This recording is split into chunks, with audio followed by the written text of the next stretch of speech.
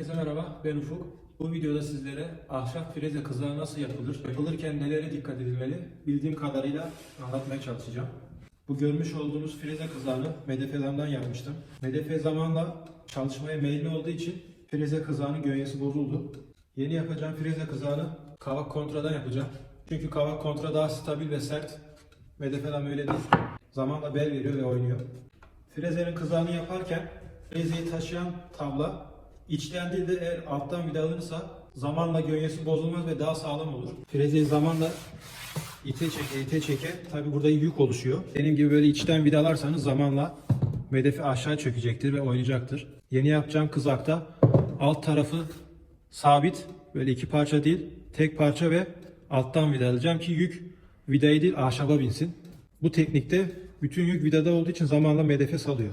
Freze kızağını taşıyan bu taşıyıcı elemanlar sabit olduğu için aradaki boşluktan daha kalın bir kütük olduğunda haliyle bunu sökmek zorunda kalıyorum. Altına parça koyup takmaktansa hızlı bir şekilde yukarı aşağı ayarlanır bir sistem olması daha ergonomik olacaktır.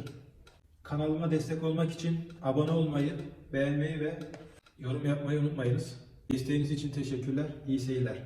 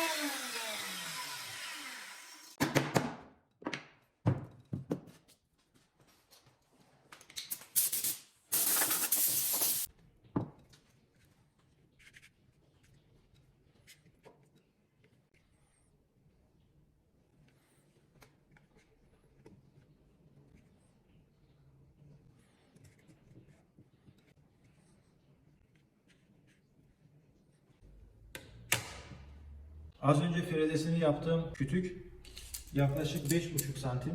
Kumpasta da size gösterdim. Şu an frezenin toplam tıraşlama kapasitesi 8 santim. Bundan daha kalın bir kütük tıraşlamak istediğimde hemen frezenin arkasına 2 tane kelepçeyle tutturduğum yeni bir kılavuzla yüksekliği arttırabiliyorum. Şöyle.